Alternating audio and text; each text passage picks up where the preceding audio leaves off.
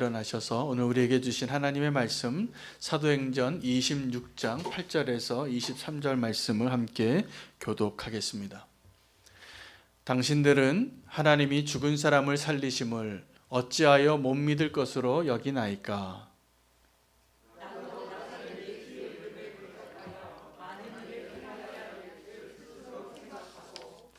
예루살렘에서 이런 일을 행하여 대제사장들에게서 권한을 받아 가지고 많은 성도를 옥에 가두며 또 죽일 때에 내가 찬성 투표를 하였고,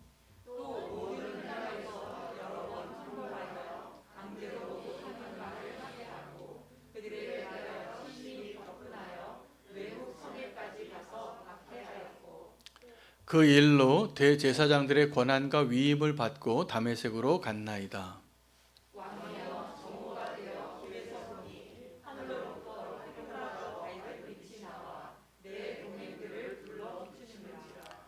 우리가 다 땅에 엎드러짐에 내가 소리를 들으니 히브리 말로 이르되 사울아 사울아 내가 어찌하여 나를 박해하느냐, 가시체를 뒷발질하기가 내게 고생이니라.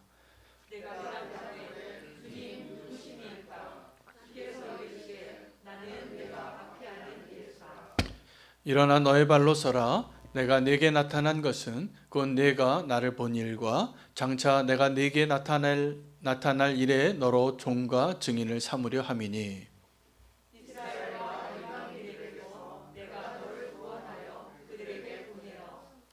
그 눈을 뜨게 하여 어둠에서 빛으로 사탄의 권세에서 하나님께로 돌아오게 하고 죄사함과 나를 믿어 거룩하게 된 무리 가운데서 기업을 얻게 하리라 하더이다.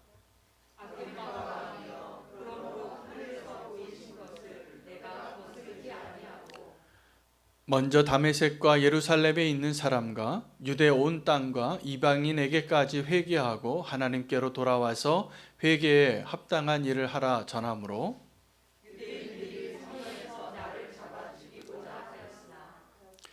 하나님의 도우심을 받아 내가 오늘까지 서서 높고 낮은 사람 앞에서 증언하는 것은 선지자들과 모세가 반드시 되리라고 말한 것밖에 없으니, 함께 읽겠습니다. 곧 그리스도가 고난을 받으실 것과 죽은 자 가운데서 먼저 다시 살아나사 이스라엘과 이방인들에게 빛을 전하시리라 함이니이다 하니라. 아멘. 주님의 말씀입니다. 자리에 앉으시겠습니다.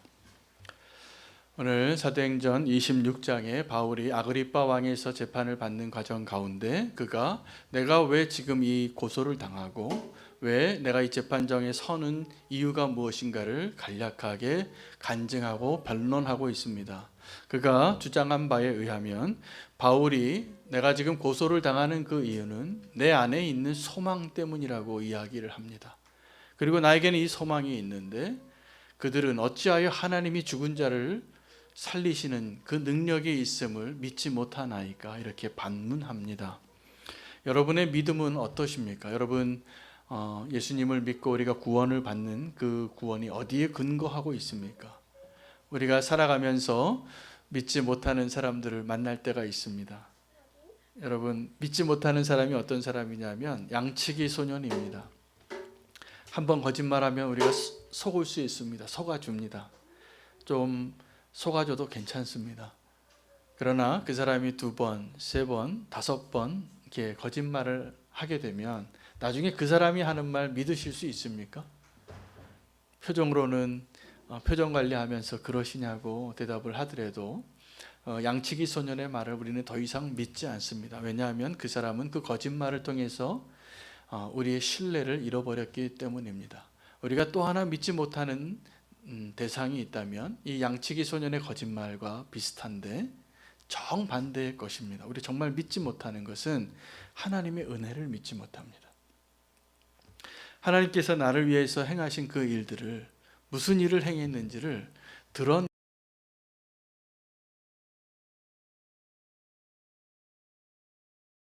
바울이 주장하고 또 변론하고 있는 것은 하나님의 은혜를 믿지 못하는 그 사람들에 대한 이야기입니다. 왜 믿지 못하냐고 이야기하는 거예요. 여러분, 길거리 한 거린이 앉아 있을 때 그 거린에게 그런 돈이 있으실지 모르겠지만 1억짜리 자기 앞 수표를 건네주면 그 거린이 그 수표를 믿을까요? 안 믿을까요? 네, 안 믿을 것 같아요. 당신이 누군데 나한테 오늘 1억짜리 자기 앞 수표를 주겠어요? 이거 가짜로 나를 놀리시냐고, 10,000원짜리는 하나 달라고 한 끼 사 먹게. 이렇게 말할 가능성이 높습니다. 그 성전 미문에 앉아 있었던 안진뱅이가 베드로와 요한이 지나갈 때도 동일한 심정이었습니다. 동전 하나 바라고 구걸했는데 베드로는 그를 주목하여 보고 그에게 믿음이 있는 것을 알고 그에게 동전 하나, 돈 10,000원짜리 지폐 하나 주는 것 대신에 그가 원했던 것은 그것이지만 그가 믿을 수 없는 놀라운 축복을 선포합니다. 일어나 걸으라고. 그런데 그 성전 미문에 앉아 있었던 그 안진뱅이는 그것을 믿었기 때문에 그 기적이 가능했습니다. 여러분, 지금도 하나님께서 우리 안에 일하시기 위해서 필요한 것이 이 소망과 이 믿음입니다. 그것이 없다면, 그 소망이 없다면, 그리고 그 믿음이 없다면 주님이 우리 안에서 일하실 수 있고 일하시고 싶으셔도 일하실 수가 없습니다. 우리에게 그 믿음이 없다면. 성경을 보면 우리가 믿을 수 없는, 그리고 믿겨지지 아니하는 하나님의 놀라운 약속들로 가득 차 있습니다. 그런데 우리는 그 성경을 읽고 나에게 주시는 그 하나님의 말씀, 그 명령들이 사실은 약속이에요. 우리는 그것을 명령이라고 받아들이지만 얼마나 그 언약을 지키게 하고 싶으시면 하나님께서 명령하셨겠어요. 하나님의 명령은 다 약속입니다. 그 약속들을 지키면, 그 10계명을 명령같이 보이지만 사실은 약속이에요.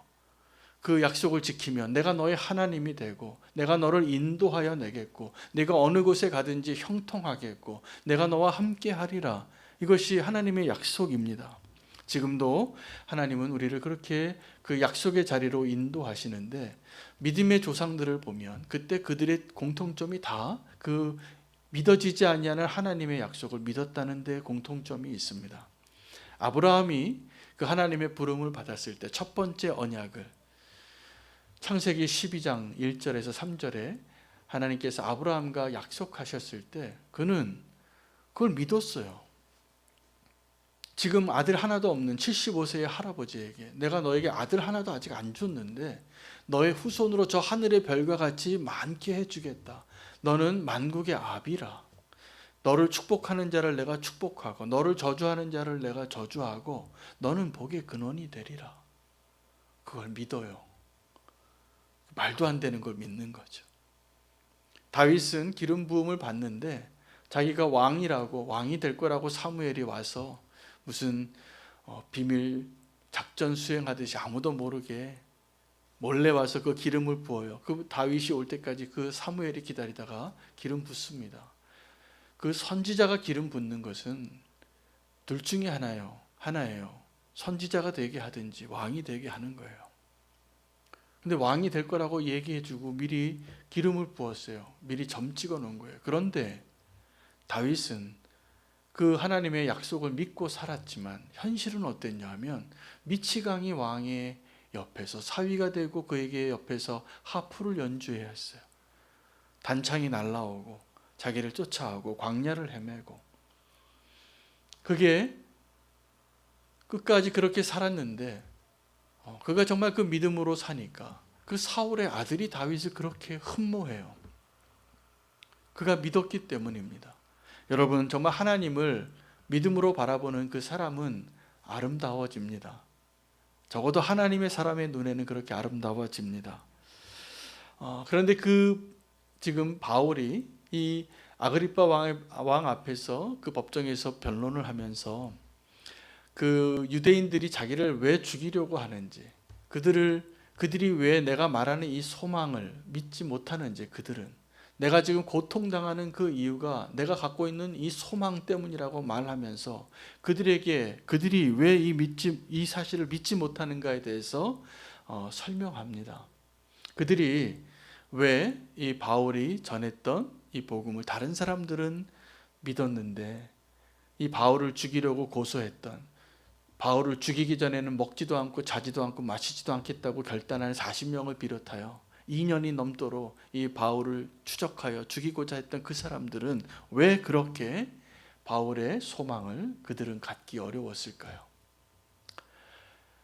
그들이 죽였기 때문입니다. 예수님을 죽였기 때문이에요.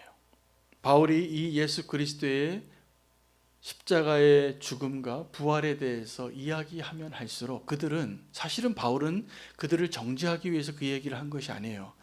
예수님을 믿고, 너희가 죽인 그 예수를 믿고 회개하고 구원을 얻으라, 이 이야기를 했을 텐데 그들은 자꾸 어떻게 이야기하냐면 내가 안 그랬어요. 그렇게 대했을 가능성이 높아요. 그런 마음으로 내가 예수님을 죽인 자이기 때문에, 그들이 그 믿음으로, 그 신념 때문에, 그 율법에 대한 확신 때문에 예수님을 죽이려고 했기 때문에 이제 그 예수님을 전하고 있는 이 바울까지 죽이고 싶은 자가 된 것입니다.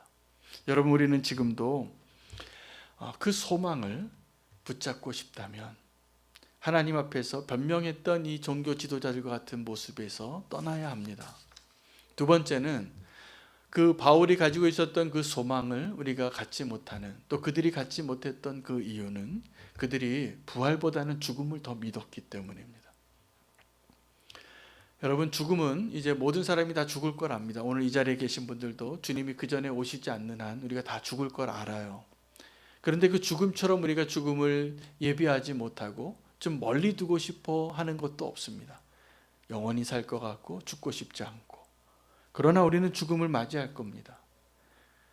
여러분, 우리가 그 부활에 대한 이야기를 들을 때 그 부활이 믿겨지시려면, 그 부활이 정말 내 삶 가운데 그 부활의 소망이 나의 소유가 되려면 그 죽음 너머에 있는 시간에 대하여, 죽음 너머에 있는 하나님의 나라에 대하여 믿어져야 됩니다. 믿어지시나요? 네, 이게 근데요, 너무나 이 땅 가운데 있는 것만 바라보고 있을 때는 잘 보이지 않습니다. 멀리 있어 보이고 가까이 생각하고 싶지도 않은 어떤 무언가예요. 그런데 이 부활의 소망이 정말 오늘을 우리가 행복하고 온전하게 살 수 있는 능력이 된다고 바울이 전했던 거예요. 바울이 전한 바울의 복음의 핵심은 예수 그리스도의 십자가와 부활이에요. 십자가의 복음과 부활이에요. 예수님에 대한 이야기와 부활이에요. 그에게는 그 부활의 사건이 너무나 놀라웠어요. 그가 만난 예수님이 부활한 예수님이었기 때문이기도 해요. 여러분, 우리는 지금도 죽음과 부활 가운데 무엇을 더 믿냐 하면 사단이 이야기하는 죽음을 더 믿게 됩니다. 나는 죽을 존재라고. 그래서 죽음으로 나아가는 것이 그렇게 두려워서 우리의 노년을, 죽음까지의 그 시간을 어떻게 좀 잘 살아보려고 저축하고 염려하고 근심하고 살아요. 그 노년을 좀 품격 있게 살려고 지금 그렇게 노력하고 사시는 것 같아요. 제가 보니까.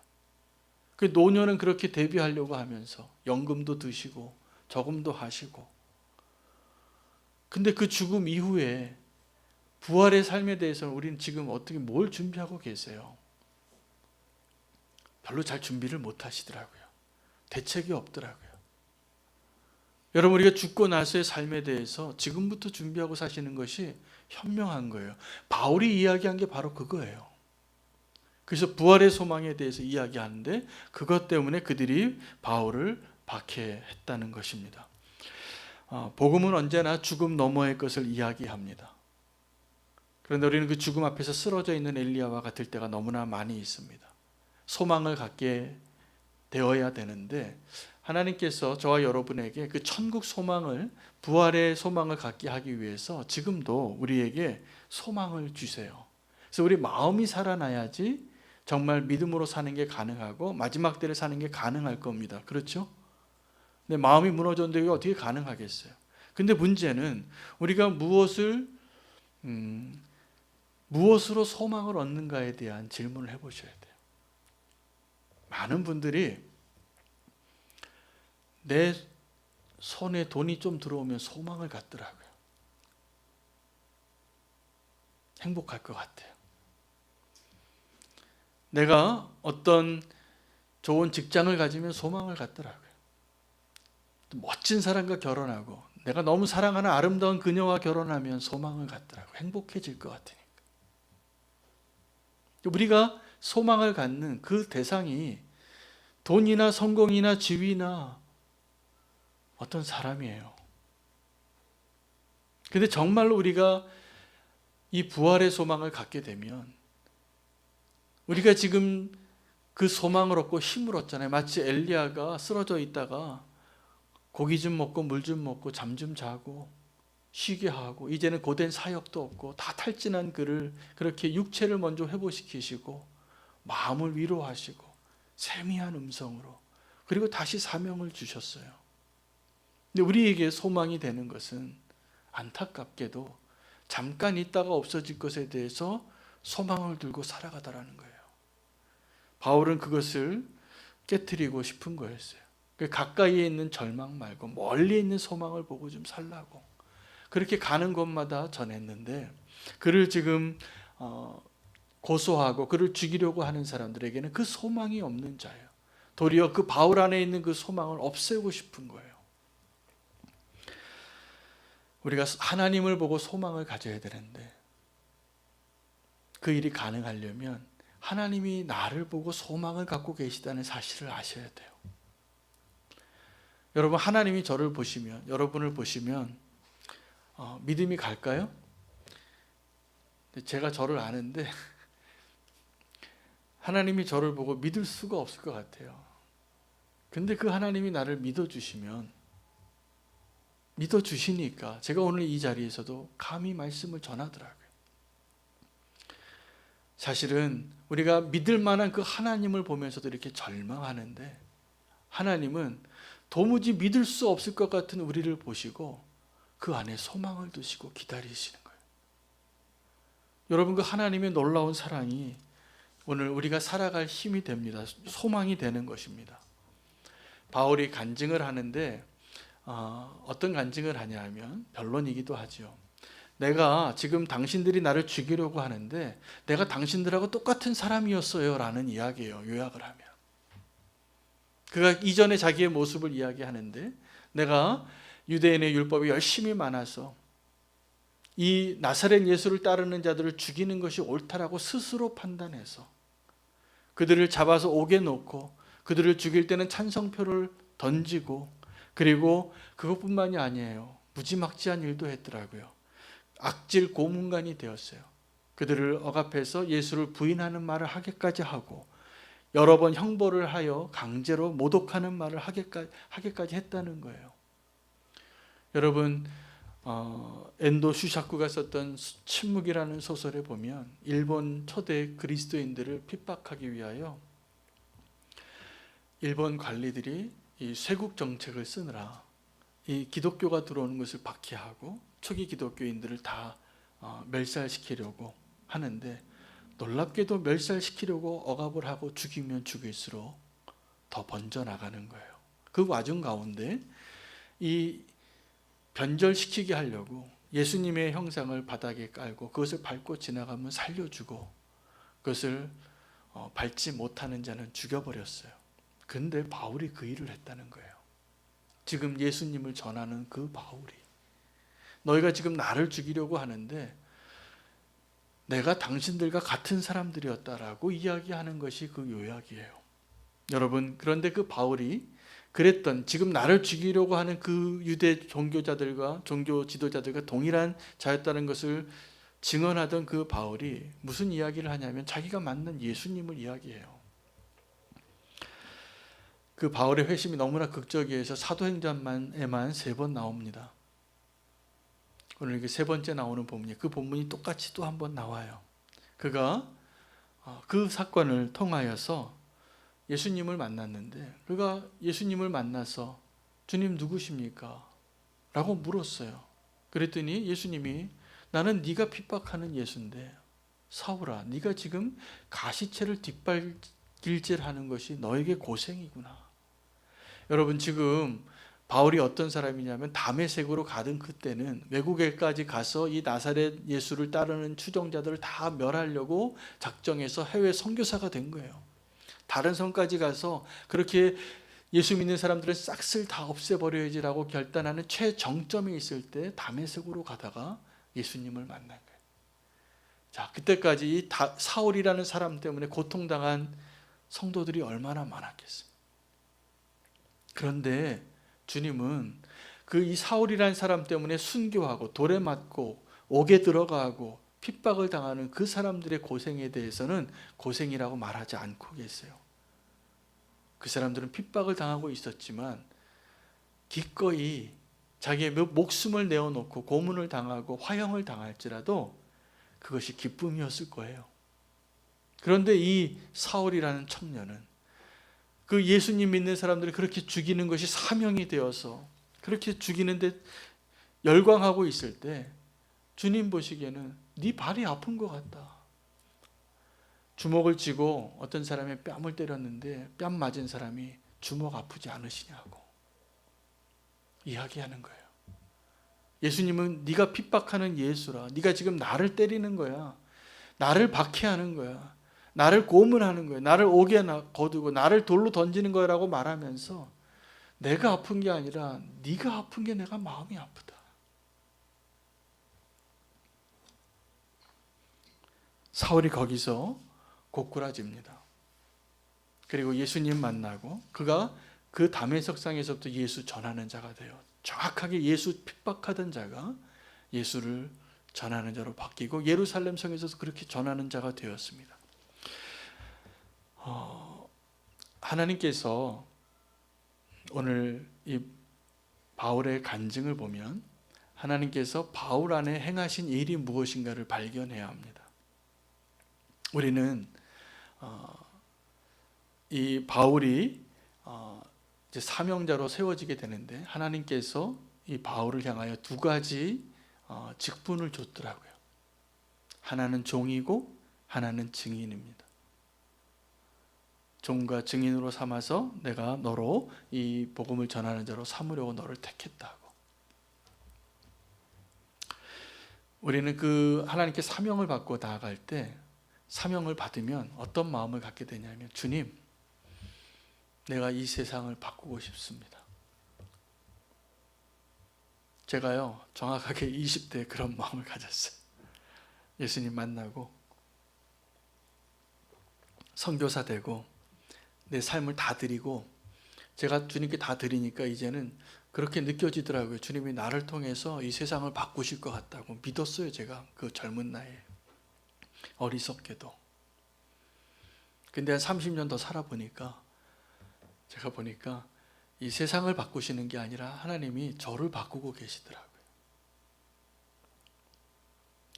그 나를 바꾸시는 것이 내 안에 나를 바꾸시는 그 하나님의 손길을 통하여 이제 하나님께서 세상을 바꾸는 일을 하실 거라고 이제 믿어져요.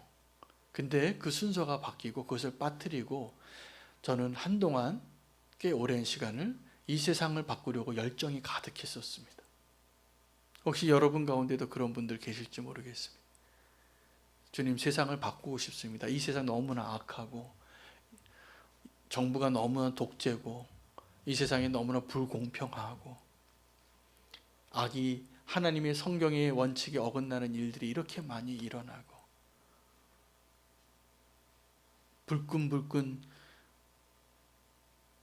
분개하는 그 마음으로 이 세상을 바꾸고 싶어서 일어나고 싶을 때가 많습니다. 그런데 하나님은 언제나 이 세상을 바꾸시기 전에 그 사람을 바꾸십니다. 근데 그 사람을 바꾸지 않고 그가 주님 앞에 쓰임 받겠다고 일어설 때 가장 위험한 열정이 되는 것입니다. 여러분, 종이라는 것은 순종하는 자입니다. 순종하는 게 그의 일이에요. 명령하면 아멘. 이거 명령하면 그대로 행하고 즉시 기쁘게 순종하는 게 종의 일이에요. 여러분, 종의 비유 가운데 종이 내가 명령한 일을 했다고 수고했다고 주인의 자리에 앉아서 내 밥 먹으라고 하지 않는다고 하잖아요. 왜요? 종은 원래 그 말을 듣고 시키는 일 하는 게 종이에요. 그런데 주님께서 이 열정이 가득했던 바울을 종으로 부르셨어요. 여러분, 우리가 주님의 일을 할 때도 제가 보니까 우리 성도님들 가운데에도 이렇게 제가 부탁하는 일을 기쁨으로 하시는 분이 있고, 제가 부탁해서 하는 것보다 그분이 언제 하실까를 기다렸다가 제가 그 일을 부탁드릴 때가 있어요. 그분은 내가 시키면 기분 나빠할 것 같아서 그래요. 여러분, 아이들이 엄마가 그런 데입니다. 아이들의 표현에 의하면 내가 공부하려고만 마음만 먹으면 공부하라 그런대요. 내가 방을 청소하려고 마음만 먹으면 청소하라 그런대요. 그래서 기분 나빠서 안 한대요. 우리가 하나님 앞에 순종하지 못할 때 똑같습니다. 이렇습니다. 내가 해야 될 건 맞고 내가 하려고 했는데 왜 안 합니까? 순종하기가 싫은 거예요. 왜요? 우리는 종이 되고 싶지 않으니까. 그런데 하나님께서 이 바울을, 사울이었죠, 내가 너를 종으로 불렀다. 그런데요, 이게 어마어마한 축복입니다. 내가 주님의 종이 된다는 게, 내가 주님의 뜻에 순종할 수 있는 자가 된다는 게, 하나님이 그 사람을 얼마나 마음껏 쓰시겠어요. 바울의 인생을 보니까 신약 성경에 그의 흔적들이 어마어마해요. 왜요? 그는 종이었기 때문에. 그가 종이 아니었다면 그렇게 쓸 수 없었을 겁니다. 제가 축복하고 싶어요. 우리 성도님들에게 주님의 종이 좀 되십시오. 주님이 어마어마하게 쓰실 겁니다. 정말 위대한 인생이 되실 겁니다. 종이 되기 싫으니까 위대한 인생이 못 되는 거예요. 바울을 종으로 부르셨더라고요. 또 하나는 증인으로 부르셨다는 거예요. 여러분, 증인이 되기 위해서는 내 안에 행하신 하나님의 일들에 대한 경험이 있어야 됩니다. 그 내 안에 하나님이 행하시는 일들에 대한 증거가 보여지고 그것이 드러나고 나타내려면 딱 한 가지 조건이 필요한데, 내 자아가 죽어야 돼요. 예수님 믿는다고 하면서 여전히 내 생각과 내 자아와 내 의지와 내 기준이 강한 분들이 아직도 있어요. 저도 굉장히 강해요. 제가 목회하면서 제가 말씀 전하고 나서 맨날 제가 먼저 회개해요. 주님, 오늘 이 말씀 제가 들어야 될 말씀인데 제가 전하고 있습니다. 여러분, 그 자아가 주님의 원수예요. 내 안에 주님이 행하시는 일을 여러분 고백할 수 있는 증인이 되시려면 그 자아를 처리하셔야 돼요. 그런데 이 자아가 처리되지 않으면 어떻게 되냐면 주님의 원수가 돼요. 대적이 돼요. 늘 이 자아가 주님의 원수입니다. 끝까지 남아있는 원수가 자아예요.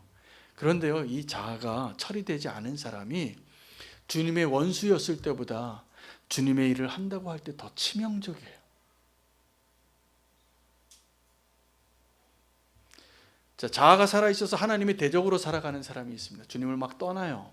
주님을 막 대적해요. 삿대질하고 하나님이 어디 있냐고, 나 술 먹고 마시고 방탕하게 살고 내 멋대로 살겠다고 말하는 사람들 많아요. 왜요? 자아가 아직도 펄펄 살아있으니까.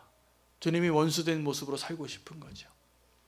근데 이 사람보다 더 위험한 사람이 어떤 사람이냐면 주님의 일을 한다고 하면서 자아가 살아있는 사람이에요. 그 사람이 주님의 일을 한다고 하면 할수록 주님의 나라는 기둥이 하나씩 뽑혀요. 진짜예요. 내 자아가 살아있으면서 주님의 일을 하는 게 얼마나 위태로운지 몰라요. 교회를 정말 다 쓰러뜨리더라고요. 그 한 사람이. 저는 한 사람이 교회 무너뜨리는 거 여럿 봤습니다. 한 사람이면 충분하더라고요. 자아가 펄펄 살아있는 한 사람. 막 칼날을 휘두르면 다 추풍 낙엽같이 쓰러져요. 그 한 사람 때문에. 그러니 우리가 온전한 교회로 세워지기 위하여 주님이 우리를 종으로 증인으로 부르시는 일에 내 자아를 처리하는 게 얼마나 중요한 일인지 전 모르겠어요.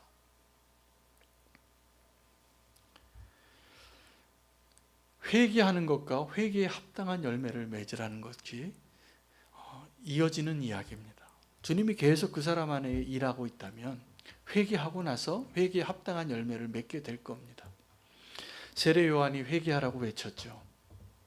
그는 예수님 앞에서 천국에 오는 길을 예비하기 위하여 특별하게 부름받고 특별하게 동력했던 위대한 마지막 선지자입니다. 세례 요한이.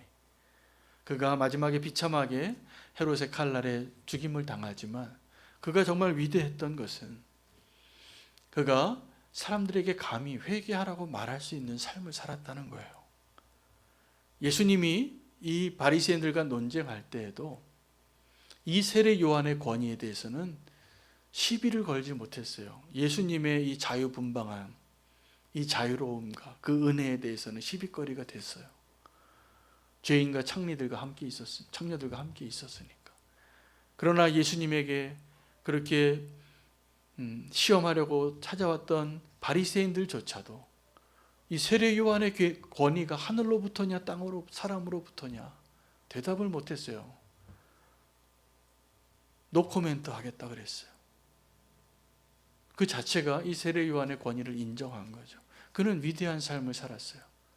근데 그가 정말 위대했던 이유는 회개하라고 외쳤기 때문이 아니라 주님의 자리를 대신하지 않았기 때문이에요. 주님의 나라를 먼저 앞서서 예비하게 하고 회개하라고 외치고 사람들이 존경하고 먼저 인정받던 존경받는 영적인 지도자가 내 뒤에 오는 자에게 그 길을 예비하는데 나는 그 사람의 신발끈 풀기에도 합당하지 않는 자라고 알지도 못하는데 주님에게 물었어요. 제자를 보내서 우리가 기다리던 분이 당신이 맞습니까? 그런데 그는 결단코 예수님의 자리에 앉지 않았습니다. 그래서 위대해요. 그래서 하나님이 그를 쓰시는 거예요. 그래서 종이 되고 그래서 증인이 될 수 있는 거예요. 여러분 지금도 주님께서 우리 안에 행하시는 일들을 보기를 원하신다면 내가 종인지 또 증인이 되고 있는지 증인이 되려면 내 안에 하나님께서 일하신 것들의 증거들이 많아야 돼요. 근데 정확하게 하나님께서 교만한 사람에게 일을 못 하시더라고요. 할 수가 없죠. 이 복음의 십자가의 능력은 그 자아가 죽어야지 가능한 일인데 아직도 살아있으니 여러분 이런 이야기 많이 듣잖아요. 우리 복음의 핵심은 갈라디아서 2장 20절 말씀입니다. 내가 먼저 죽어야 돼요. 내가 죽고 내 안에서 그리스도가 사는 거죠. 말로는 다 알고 머리로는 다 아는데 이것이 내 삶 가운데 이루어질 때는 여전히 힘겨루기를 하는 그 무언가가 내 안에 존재하잖아요. 자아예요. 그 자아를 십자가에 건네주는 일을 자주 연습하시고 그것으로 살아야 합니다. 여러분 주님 안에 있다고 하고 주님의 일을 한다고 하면서도 아직도 살아있는 자아로 그 열심으로 그 기쁨으로 주님의 일을 하겠다고 하는 것처럼 위험천만한 일이 없습니다. 이 바울을 지금 죽이려고 하는 그 사람들이 바로 그 사람들이거든요. 바울이 고백했던 이전의 나의 모습이 바로 그것이거든요. 주님이 오늘도 내 안에서 일하고 계신 증거는 나의 변화입니다. 제가 목사로서 가장 기쁜 일은 변할 것 같지 않은 사람이 변화하는 걸 보는 거예요. 그것처럼 큰 상급이 없더라고요. 그것처럼 큰 기쁨이 없더라고요. 전 정말 그게 제일 기쁩니다. 그 안에 주님이 일하셔서 저렇게 교만하던 분이 이렇게 겸손해질 수가 있나? 저렇게 낙심하던 분들이 저렇게 소망을 가지고 지금 서 있을 수 있나? 이건 주님이 일하신 거예요. 주님이 일하신 거예요. 여러분 우리 안에 주님께서 일하실 수 있도록 지금도 그것을 가능하게 하려면 회개에 합당한 열매를 맺는 것입니다. 그리고 바울을 부르신 것처럼 종과 증인이 되게 하시는 일에 우리가 기쁨으로 반응하는 거예요. 믿음으로. 그래서 그 소망을 가지고 주님 앞에서 이제 우리가 새로운 결단을 좀 오늘 이 시간에 했으면 좋겠습니다. 주님 내 안에서 일하십시오. 주님, 주님께서 일하시는 것을 내가 오늘 경험하기를 원합니다. 주님이 내 안에 일하시는 것을 경험하지도 않고 무슨 복음을 전하겠어요? 그 거짓말하는 거죠. 그런 척하는 거죠. 아는 척하는 거죠. 내가 주님과 친한 척하는 거죠. 그럴 필요 없습니다. 정말 지금 우리가 용기를 내고 결단해서 내 자아를 십자가에, 이 바울이 전했던 그 십자가의 복음 우리는 다 이미 알고 있는데 회개에 합당한 열매를 맺지 못하고 있다면 우리는 지금도 누군가를 속이고 있을 겁니다. 그러나 회개에 합당한 열매를 맺는 자로 결단하고 오늘 이 자리에 계시다면 주님께서 저와 여러분을 바울을 종과 증인으로 부르셨던 것처럼 오늘도 우리 안에 그 두 가지 사명을 주실 거라 믿습니다. 그 사명이 소망이 됩니다. 주님이 계속 우리 안에 일하시는 그 일들의 증거가 있으니까. 여러분, 종이 되는 것이 축복입니다. 증인이 되는 것이 우리의 놀라운 축복입니다. 주님이 내 안에 일하시는 것을 날마다 경험하는 자이니까. 그것 없이 우리가 어떻게 예배하고, 그것 없이 우리가 어떻게 선교하겠어요? 어떻게 복음을 전하겠어요? 바울이 그 일에 성공하고 그걸 간증하는 거예요. 주님이 나를 그렇게 불렀기 때문에 놀랍게도 이 바울을 향한 그 예수님의 목적은 뭐냐면 지금 바울이 고백했던 것처럼 나는 당신들과 똑같은 사람이었는데 나는 지금 바뀌었다는 거죠. 그래서 그들의 눈을 뜨게 하고 어둠에서 빛으로, 사단의 권세에서 하나님께로 돌아오게 하고 죄사함과 나를 믿어 거룩하게 된 무리 가운데서 기업을 얻게 하리라. 지금 자기 죽이려는 사람 앞에서, 고소하는 사람들 앞에서, 법정에서, 아그리빠 왕 앞에서 이 바울은 자기의 사명을 이야기해요. 내가 너를 그들 가운데서 건져내고 다시 내가 그들 가운데 보내셨다는 겁니다. 여러분, 우리의 지난 모습은 어떻습니까? 저는 저의 지난 모습은 사실은 이 세상의 악한 죄악 가운데, 어둠 가운데 있었던 사람들과 똑같아요. 그런데 이제 주님이 저를 다시 그곳으로 보내시는 거라고 저는 믿어요.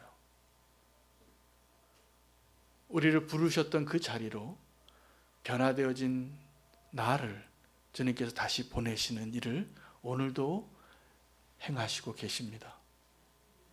우리가 교회가 그래서 이 땅에 있는 거라고 저는 믿습니다.